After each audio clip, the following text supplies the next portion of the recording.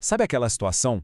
Um computador novinho, super potente, e mesmo assim ele parece engasgar para abrir uma coisa simples, tipo uma aba no navegador?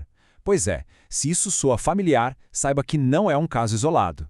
A gente vai desvendar hoje justamente esse grande paradoxo da tecnologia. Porque, com um hardware cada vez mais absurdo de rápido, a sensação é que o software está sempre correndo atrás. Para a gente ter uma ideia do salto, vamos colocar em perspectiva. A evolução do hardware foi, sem brincadeira, astronômica. Comparar a velocidade de um processador de 1998 com o de hoje é como comparar, sei lá, uma carroça com um avião a jato. E a memória RAM? A gente passou de um espaço que cabia algumas poucas fotos para, basicamente, carregar bibliotecas inteiras na palma da mão. O poder de fogo que temos hoje é literalmente exponencial. E, no entanto, aqui estamos nós, com máquinas milhares de vezes mais poderosas, mas sentindo aquela mesma frustraçãozinha de ver uma janela demorar uma eternidade para carregar. Então, a grande pergunta é, onde é que está o verdadeiro ladrão da nossa velocidade? Ok, a primeira peça desse quebra-cabeça é uma coisa que a gente pode chamar de paradoxo da abundância. Pensa assim, se alguém tivesse uma cozinha com uma despensa infinita, essa pessoa ia se preocupar em economizar ingrediente? Acho que não, né? Foi exatamente isso que aconteceu com o software. A fartura de recursos de hardware fez com que a eficiência simplesmente deixasse de ser uma prioridade. E aqui está o ponto crucial da história. Em vez de otimizar o código para ele rodar lisinho, de forma leve, a indústria adotou a solução mais fácil: exigir mais poder de processamento. A aplicação está lenta? A resposta, na maioria das vezes, não é refinar o software. É sugerir a compra de um computador novo. Na prática, a responsabilidade pela ineficiência foi transferida para o hardware e, claro, para o bolso de quem compra.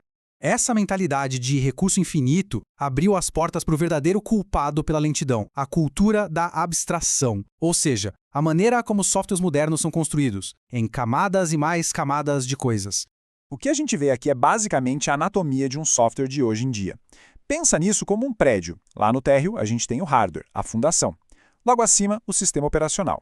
Só que em vez de construir a aplicação direto nessa base, os desenvolvedores usam um monte de andares pré-fabricados, bibliotecas, frameworks e muitas vezes um navegador inteiro como motor. Cada camada dessa deixa a construção mais rápida para o desenvolvedor, claro, mas também deixa o prédio todo mais pesado e bem menos eficiente. E essa citação aqui, olha, ela resume o resultado de uma forma brilhante. Muitos aplicativos que a gente usa todo dia, até para tarefas simples como mandar mensagem ou fazer anotações, são, na verdade, um navegador web inteiro disfarçado. Isso significa que, ao abrir 3 desses apps, na prática é como se a gente estivesse rodando 3 cópias do Google Chrome ao mesmo tempo, cada uma consumindo uma quantidade gigante de memória e processamento. E isso não é um acidente, não, é uma escolha de arquitetura. Pois é, toda essa conveniência para quem desenvolve tem um preço. E esse preço não é pago só com a nossa paciência, esperando as coisas carregarem. Existem custos bem reais e muitas vezes ocultos, que afetam todo mundo. Vamos tentar colocar isso em números. Imagina só uma empresa com 200 funcionários. Se cada uma dessas pessoas precisar de um upgrade de memória RAM, vamos dizer, pular de 8 para 16 GB, só para as ferramentas do dia a dia funcionarem sem travar, a gente está falando de um investimento financeiro enorme. E, acredite, isso é só a pontinha do iceberg.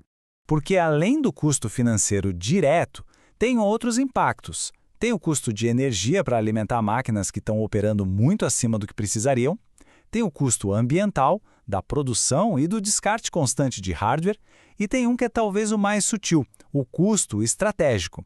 As empresas acabam reféns de um ciclo infinito de atualizações, gastando recursos só para manter funcionando o que já funcionava antes. Tudo isso nos leva a uma mudança fundamental de mentalidade que aconteceu na indústria de tecnologia. Uma verdadeira inversão de culpa, onde a responsabilidade pela performance simplesmente mudou de mãos. Antigamente, se um programa era lento, a primeira pergunta era: o que está errado com o código? A responsabilidade caía direto no colo de quem criou o software. Hoje, a reação imediata é bem outra. Essa máquina que é antiga ou precisa de mais memória. A culpa foi transferida do software para a infraestrutura, saiu do desenvolvedor e foi parar no colo de quem usa. E isso alimenta um ciclo vicioso que é simplesmente perfeito para quem vende hardware.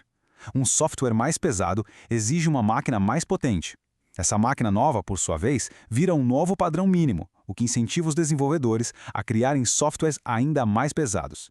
É uma corrida armamentista onde quem sempre sai perdendo é o consumidor final. Então a gente está condenado a esse ciclo para sempre?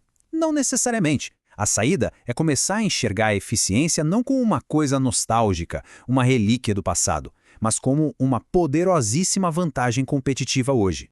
É muito importante entender isso aqui. Defender a eficiência não é querer voltar a programar como se fazia nos anos 90. É sobre aplicar disciplina. É sobre entender as consequências de cada decisão de arquitetura e, principalmente, respeitar os recursos da máquina onde aquele código vai rodar. Isso, no fim das contas, é engenharia de verdade. No final do dia, a pergunta que realmente importa é essa aqui. O consumo de recursos de um software é proporcional ao problema que ele resolve? Um simples editor de texto precisa mesmo consumir gigabyte de RAM? Uma ferramenta de chat precisa ocupar 10% do processador só para ficar aberta em segundo plano? A resposta, na esmagadora maioria das vezes, é um sonoro não.